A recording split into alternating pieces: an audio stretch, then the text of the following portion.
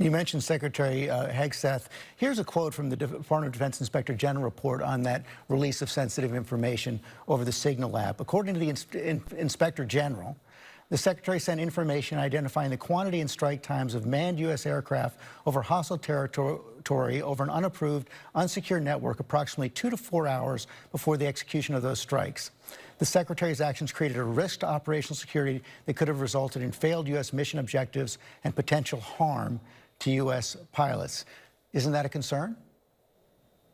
I reviewed the IG report, and it's a nothing burger. The fact is there was allegations that this was confidential or classified information, I should say. It wasn't.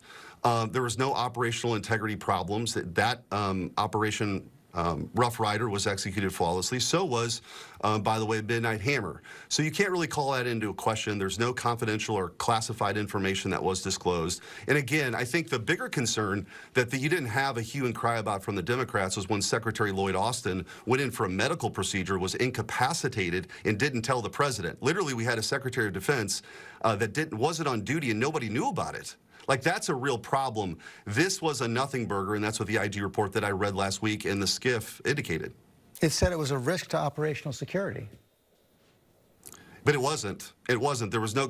Listen, remember, when this scandal, so-called scandal started, it was about classified information being disclosed. It wasn't classified information. So, again, you pivot to this sort of sensitive information. But there was no risk. There was no risk.